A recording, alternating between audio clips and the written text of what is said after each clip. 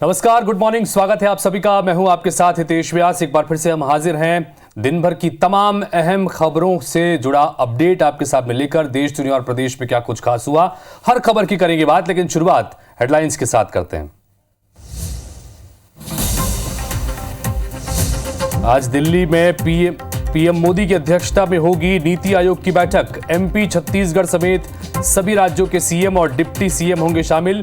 भारत को विकसित देश बनाने पर होगी चर्चा। रायपुर के महापौर एजाज ढेबर के खिलाफ एफआईआर दर्ज। विधानसभा घेराव के दौरान पुलिस कर्मियों से की थी बदसलूकी। बीजेपी ने सोशल मीडिया पर जारी किया था वीडियो। एबीवीपी की गुंडागर्दी पर भोपाल पुलिस कमिश्नर को नोटिस। राज्य मानव अधिकार आयोग ने मांगा जवाब। सदस्यता अभियान के दौरान निजी स्कूल में संचालक पर किया था हमला। छत्तीसगढ़ के नगरीय निकायों में आज से जन समस्या निवारण शिविर। 10 अगस्त तक हर वार्ड में लगेंगे शिविर। समस्याओं का होगा समाधान।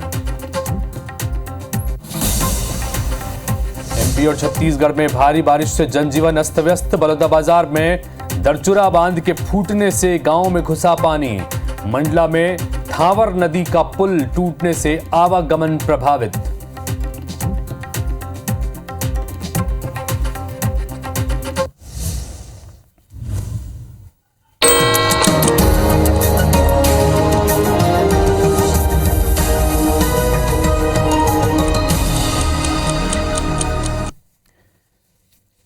तो हेडलाइंस के बाद देखते हैं खबरें विस्तार से। और सबसे पहले बात करते हैं बाढ़ और बारिश से जुड़े तमाम अपडेट्स की।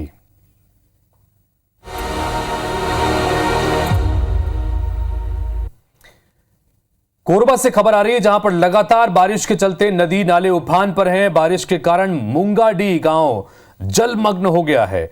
लोगों को ऊंचाई पर शिफ्ट किया गया है। राहत और बचाव कार्य में फिलहाल प्रशासन जुटा हुआ है। ये तस्वीर आपको दिखा रहे हैं कोरबा की, जहां पर एक गांव पूरी तरह से जलमग्न हो गया है। हवाई सर्वे के दौरान ये तस्वीर आपको दिखा रहे हैं। सड़कें पानी में डूबी हुई हैं और पूरी तरह से गांव का संपर्क कट चुका है।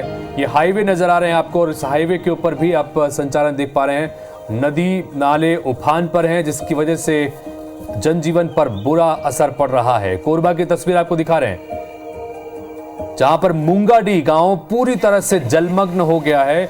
लोगों को सुरक्षित स्थानों पर निकालने की कोशिश यहां पर की जा रही है। यह तस्वीर आप देखिए कि गांव का ये नजारा है, जहां पर पूरी तरह से गांव जलमग्न नजर आ रहा है। हर तरफ सिर्फ पानी नजर आ रहा है।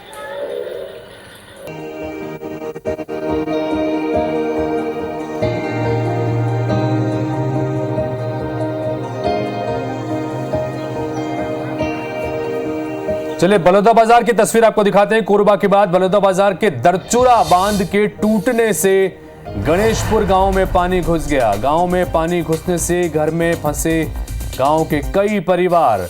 जिला कलेक्टर दीपक सोनी ने तत्काल एक्शन लिया। एसडीआरएफ टीम रायपुर और नगर सेना टीम ने रेस्क्यू किया है। रेस्क्यू के दौरान 3 लोगों को सफलतापूर्वक वहां से रेस्क्यू किया गया है। तो बलौदाबाजार में बांध के फूटने की वजह से कई गांवों में पानी घुस गया। कुछ लोग अपने घरों में फंस गए।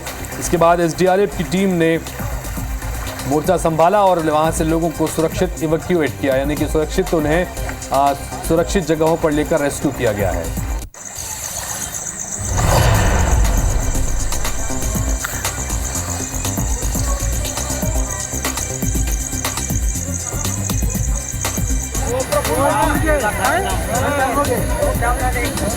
तो एक तरफ वो बांध आपको दिखा रहे हैं, जिसके टूटने की वजह से इसके आसपास बसे गांव में बाढ़ के हालात बन गए। कई गांव टापू बन गए। और दूसरी तरफ आपको हम बता रहे हैं रेस्क्यू ऑपरेशन जो चलाया गया उसमें। ये बांध वो जो टूट गया, जिसकी वजह से आसपास के इलाकों में कई इलाके ऐसे हैं जो पूरी तरह से बाढ़ की चपेट में आ गए। और बांध के टूटने की वजह से काफ़ी पानी यहाँ पर भरता नजर आया। जल्दी रखा वो जो वो बहुत फुट के काटी जो वो फुट के हो गए वो कैमरा ने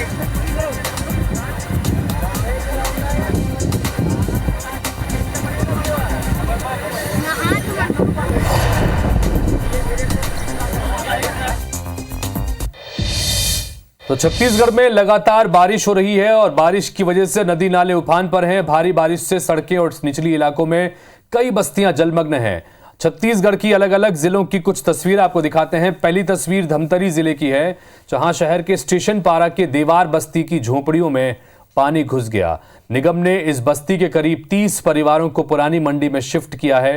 दूसरी तस्वीर बलौदाबाजार के सिमगा की है, जहां दरचूरा बांध फूट गया, जिसकी तस्वीर आपको हमने दिखाई। भारी बारिश के चलते लगातार बांध का स्तर बढ़ रहा था। जिला प्रशासन ने अलर्ट इसके बाद जारी किया है। तीसरी तस्वीर बीजापुर जिले की है, जहां लगातार बारिश के चलते इंद्रावती और तालपेरू नदी उफान पर हैं। इससे भोपालपट्टनम, भैरमगढ़, बीजापुर समेत उसूर ब्लॉक के कई गांवों का जिला मुख्यालय और ब्लॉक मुख्यालय से संपर्क टूट चुका है। चौथी तस्वीर बिलासपुर की है, जहां शहर के कई वार्डों में जल भराव की स्थिति देखने को मिल रही है। तो मोटे मोटे तौर पर इन 4 तस्वीरों के जरिए छत्तीसगढ़ के 3 संभागों की तस्वीर आपको दिखा रहे हैं। एक तरफ रायपुर संभाग से जुड़ा धमतरी और बलौदाबाजार, जहां पर बारिश की वजह से जनजीवन पर बुरा असर पड़ रहा है। बस्तर में, बीजापुर में इंद्रावती और तालपेरू नदी उफान पर है, लोगों के जीवन पर इसका असर। तो वहीं बिलासपुर संभाग में भी इसी तरह से बाढ़ बारिश के हालात हैं। कोरबा की तस्वीरें भी आपको हमने दिखाई।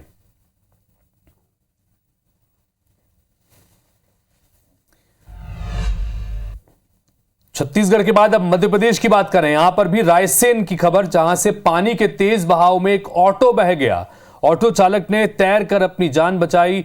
खिरेटी नाला पार करते समय यह ऑटो बह गया। बेगमगंज के पास में यह खिरेटी नाला है। पानी नाले के ऊपर से बह रहा था, नाले के ऊपर, यानी कि नाले पर जो पुल बना हुआ था उसके ऊपर से बह रहा था, और उस वक्त इसको पार करने की कोशिश सड़क पर की तो ये ऑटो पानी में बह गया। ऑटो चालक ने किसी तरह से तैरकर अपनी जान बचा ली, लेकिन ऑटो पानी में पूरी तरह से बह गया।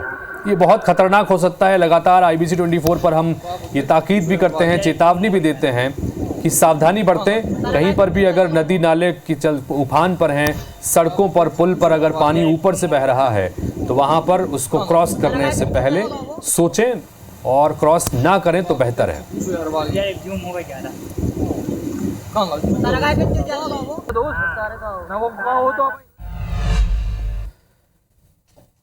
भारी बारिश के चलते सिवनी और मंडला जिले के बीच थावर नदी का पुल क्षतिग्रस्त हो गया, जिससे जनता परेशान है। पुल टूटने से दोनों जिलों को जोड़ने वाले सड़क मार्ग पर वाहन नहीं चल पा रहे हैं। यहां गंभीर रूप से बीमार एक युवती को उसके परिजन गोद में उठाकर इलाज के लिए ले जाते नजर आए। बता दें कि इस पुराने पुल के बगल में नया पुल बनाया जा रहा है, लेकिन इसका निर्माण बीते कई सालों से अधूरा है। ऐसे में जनता इतनी परेशान है कि मरीजों को गोद में उठाकर ले जाने को मजबूर है। प्रशासन के अधिकारी पुल टूटने की वजह भारी बारिश को बता रहे हैं, लेकिन नए पुल का निर्माण कब तक पूरा होगा इस बारे में कोई जानकारी नहीं दे रहे हैं।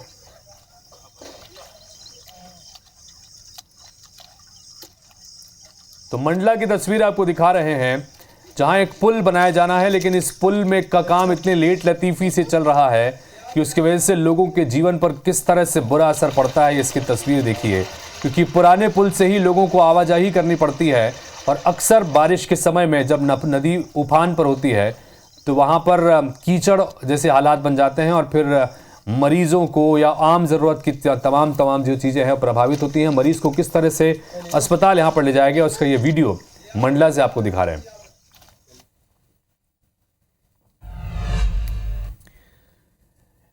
तो वहीं देश भर की बात करें तो बाढ़ से गुजरात में लगातार हालात खराब हो रहे हैं। सूरत और नवसारी की 2 तस्वीर आपको दिखाते हैं। सूरत में रेस्क्यू ऑपरेशन चलाया जा रहा है, तो वहीं नवसारी में अलग अलग संस्थाएं खाने के पैकेट्स बांट रही है, क्योंकि यहां पर बाढ़ और बारिश की वजह से बुरे हालात हैं। शहरों के भीतर, गलियों में, गाँव में और तमाम सड़कों पर पानी भरा हुआ है। कई जगहों पर घुटनों और कमर तक पानी भरा हुआ है। इसकी वजह से लोगों को सुरक्षित स्थानों पर ले जाया गया है, और ऐसे में अब वहाँ पर राहत और बचाव के लिए भी और आम लोगों की मदद के लिए अब लोग आगे आए हैं। खाने के पैकेट्स तैयार किए जा रहे हैं, लोगों को बांटे जा रहे हैं नवसारी में। वहीं सूरत में रेस्क्यू ऑपरेशन इस वक्त किया जा रहा है, क्योंकि जगह जगह जल भराव है, और जहाँ जहाँ लोग फंसे हुए हैं वहाँ से उन्हें सुरक्षित स्थानों पर ले जाया जा रहा है।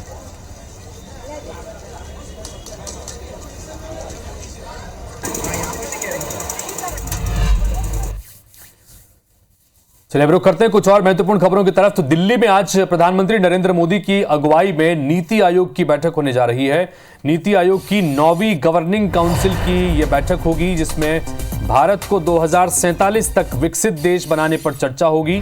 अलग अलग राज्यों के मुख्यमंत्री और डिप्टी सीएम इसमें शामिल होंगे। सुबह 10 बजे नीति आयोग की यह बैठक होने जा रही है।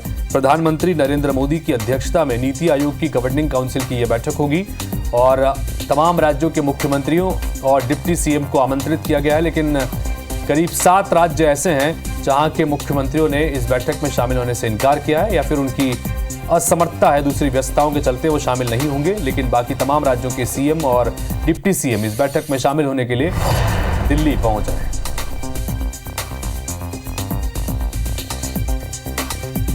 तो नीति आयोग की गवर्निंग काउंसिल की बैठक होगी, 9वीं गवर्निंग काउंसिल की बैठक है नीति आयोग की दिल्ली में। महत्वपूर्ण बैठक जिसमें साल 2047 को विकसित देश बनाने पर 2047 तक भारत को विकसित देश बनाने के संकल्प के ऊपर चर्चा करने के मकसद से महत्वपूर्ण चर्चा होगी और यही वजह है कि राज्यों के मुख्यमंत्रियों और डिप्टी सीएम को आमंत्रित किया गया है। और इसी सिलसिले में दिल्ली के दौरे पर पहुंचे हुए हैं छत्तीसगढ़ के मुख्यमंत्री विष्णुदेव साय, डिप्टी सीएम अरुण साव और विजय शर्मा। नीति आयोग की बैठक में आज ये शामिल होंगे। जब 10 बजे ये मीटिंग शुरू होगी प्रधानमंत्री नरेंद्र मोदी की अध्यक्षता में, तो छत्तीसगढ़ के मुख्यमंत्री विष्णुदेव साय और दोनों डिप्टी सीएम भी इस बैठक में शामिल होंगे। और ये दिल्ली जब पहुंचे तो वहां की तस्वीर आपको दिखा रहे हैं। विष्णुदेव साय, अरुण साव और विजय शर्मा दोनों डिप्टी सीएम और सीएम आज नीति आयोग की बैठक में शामिल होंगे।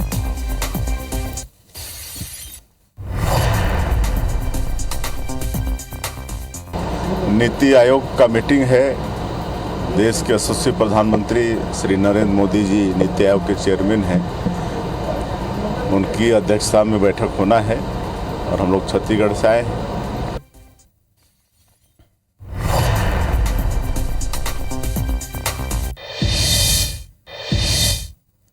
इधर रायपुर की बात करें, पीसीसी अध्यक्ष दीपक बैज ने एक पत्र लिखा है। छत्तीसगढ़ के भाजपा सांसदों को यह पत्र लिखा है।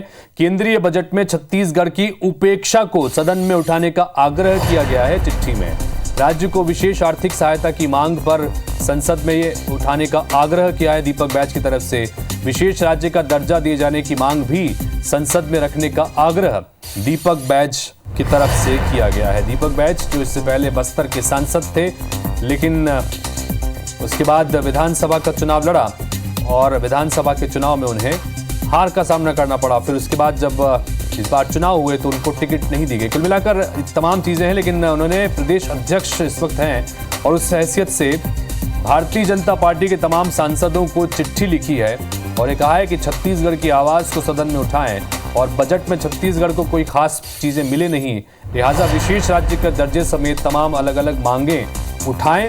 भारतीय जनता पार्टी के सांसद ये आग्रह करते हुए चिट्ठी दीपक बैज ने लिखी है। और इस बीच केंद्रीय मंत्री मनसुख मंडाविया का छत्तीसगढ़ दौरा आज है। बजट संवाद कार्यक्रम को ये संबोधित करेंगे। बुद्धिजीवियों के साथ संवाद कार्यक्रम में शामिल होंगे। केंद्रीय बजट के जनहितैषी प्रावधानों की जानकारी देंगे। देश भर में कई कार्यक्रम इससे संबंधित आयोजित किए जाएंगे। तो केंद्रीय मंत्री मनसुख मंडाविया आज छत्तीसगढ़ के दौरे पर रहेंगे। बजट संवाद कार्यक्रम का आयोजन किया गया है, जहां पर बजट जो पेश किया गया उसको लेकर बुद्धिजीवियों से संवाद का कार्यक्रम है, चर्चा वो करेंगे। बजट के जनहितैषी प्रावधानों की जानकारी भी देंगे।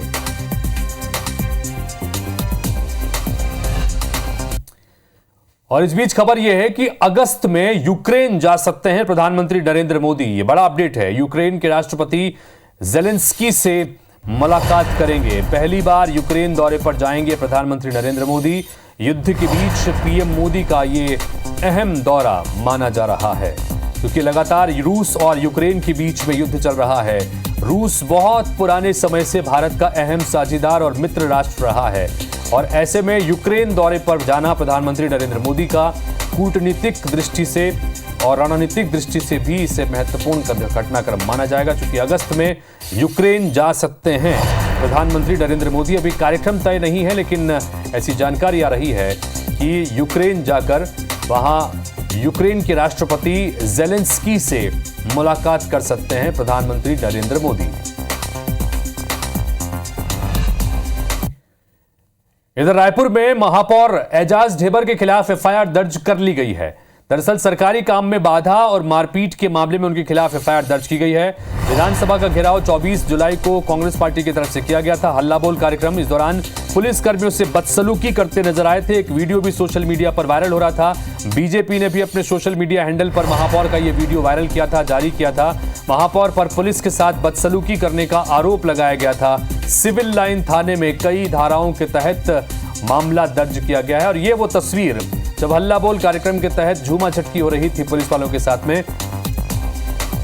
तब ये वो तस्वीर जिसे भारतीय जनता पार्टी ने अपने सोशल मीडिया अकाउंट पर यह वीडियो जारी किया था और आरोप लगाया था कि पुलिस के साथ बदसलूकी की गई। सिविल लाइन थाने में कई धाराओं के खिलाफ अब रायपुर के महापौर एजाज ढेबर के खिलाफ एफआईआर दर्ज कर ली गई है।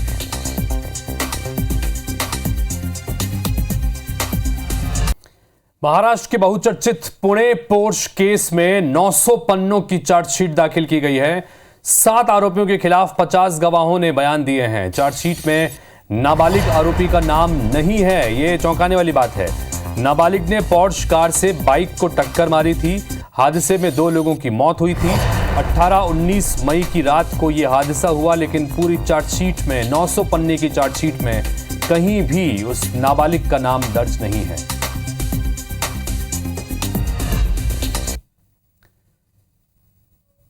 तो भारत और श्रीलंका के बीच पहला T20 मुकाबला आज खेला जाएगा। पल्लेकल स्टेडियम में शाम 7 बजे यह मैच होगा। 27 जुलाई से 7 अगस्त तक ये पूरी T20 सीरीज चलने जा रही है। कप्तान सूर्य कुमार यादव के नेतृत्व में टीम इंडिया खेलती नजर आएगी।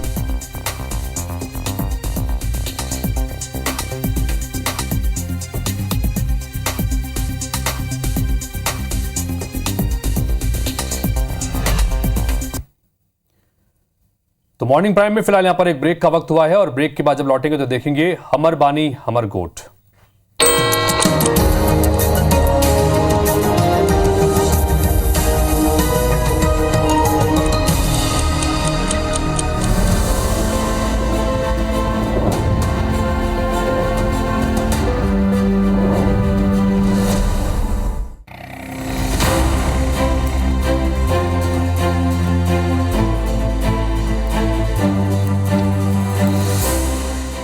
छत्तीसगढ़ की विष्णु देसाई सरकार हर वर्ग की उन्नति के लिए एक से बढ़कर एक कदम उठा रही है। सरकार के इन प्रयासों का व्यापक असर भी दिखने लगा है। सरकार की योजनाओं का लाभ लेकर हर वर्ग तेजी से उन्नति की सीढ़ियां चढ़ रहा है। साय सरकार का एक और फैसला मील का पत्थर साबित हुआ है। साय सरकार ने 3,100 रुपए प्रति क्विंटल की दर से धान की खरीदी करने के साथ ही MSP के अंतर की राशि कृषक उन्नति योजना के तहत एकमुश्त दी है, जिसका फायदा राज्य के 24.5 लाख से ज्यादा किसानों को मिला। ये राशि मिलने के बाद किसान साय सरकार से काफी खुश हैं और वो इस उपहार के लिए साय सरकार का आभार जता रहे हैं। उससे बहुत दिन की इच्छा रही जमीन लूँ ऐसे की के तो आधा एकड़ जमीन ले हूँ। सरकार को धन्यवाद देना चाहता हूँ। उसमें अंतर राशि के से जो पैसा आया और उसके बाद में जो धान का पैसा आया, इसमें मिला के मैंने सेकंड हैंड ट्रैक्टर लिया है। मुख्यमंत्री विष्णु देसाई सरकार ने मोदी की गारंटी को पूरा करते हुए 12 मार्च को 24,72,000 से ज्यादा किसानों के खाते में 13,320 करोड़ रुपए की राशि का ट्रांसफर किया। इससे जहां एक और किसानों की जेब में रुपया आया तो वहीं बाजारों में भी रौनक लौट आई। किसी ने इस रकम का इस्तेमाल खेतीबाड़ी के सामान खरीदने में किया तो किसी ने इस रकम से बच्चों के लिए नई कॉपी किताबें खरीदी तो कोई इन रुपयों को अपने निजी काम में खर्च कर रहा है। सीएम विष्णु देसाई का कहना है कि हमने मोदी की गारंटी के तहत किसानों को धान का दाम 3,100 रुपए देने की बात कही थी। सरकार बनते ही MSP के अंतर की राशि देने के लिए कृषक उन्नति योजना बनाई और MSP के अंतर की राशि डाली भी, जिसका लाभ हमारे छत्तीसगढ़ के किसानों को मिल रहा है।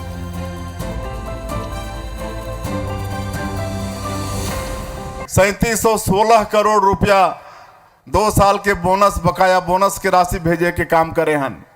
21 क्विंटल प्रति एकड़ धान के खरीदी होई से। कृषि मंत्री रामविचार नेताम कहते हैं कि एक मुश्त राशि मिलने से किसान भाई इसका बेहतर इस्तेमाल कर रहे हैं और इससे किसानों की आर्थिक स्थिति बेहतर हुई है।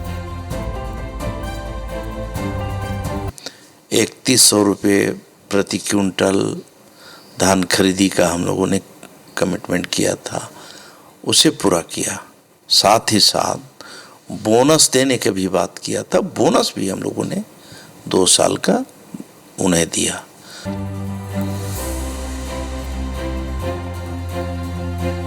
कृषक उन्नति योजना छत्तीसगढ़ के किसानों के लिए समृद्धि लेकर आई है। इसकी मदद से किसानों की बदली तस्वीर नजर आ रही है। महासमुंद जिले में 70% आबादी कृषि पर निर्भर है।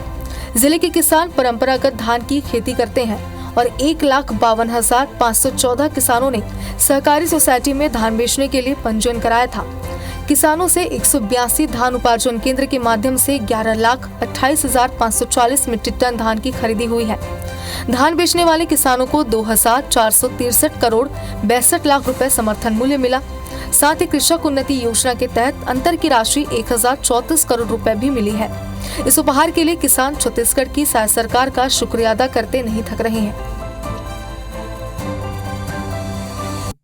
10 एकड़ का खेती करता हूँ मैं और करीब 210 कुंटल के आसपास बेचा हूँ। अंतर राशि का इस बार मन बना, बच्चे लोग थे कार लेते हैं पापा ऐसा बोले, कार ले लिए हम लोग। धान में फायदा हो रहा है। आज कोई जमीन बेचने को तैयार नहीं, हम तो बेचने वाले थे, जमीन नहीं बेच रहे हैं अभी। जिले के अधिकारी भी मान रहे हैं कि किसानों की आय में इजाफा हुआ है और उनकी आर्थिक स्थिति मजबूत होने से किसान खुशहाल हैं। महासमुंद जिले में 1,52,515 कृषक पंजीकृत हैं जिन्होंने धान बेचा है। और आपको जान करके बहुत सुखद आश्चर्य होगा कि इसमें से 11,28,540 मीट्रिक टन धान का प्रोक्योरमेंट हुआ था, जो खरीदा गया, जिसकी राशि 2,463 करोड़ 62 लाख रुपए की है। कृषक उन्नति योजना के तहत एमएसपी के अंतर की राशि एकमुश्त मिलने से किसानों को बड़ी राहत मिली है। इससे एक और जहां किसानों के चेहरे पर खुशी दिख रही है, साथ ही इससे कृषि उत्पादकता बढ़ने के भी आसार हैं। इस उपहार के लिए किसान छत्तीसगढ़ की विष्णुदेव साय सरकार का रोम रोम से आभार जता रहे हैं।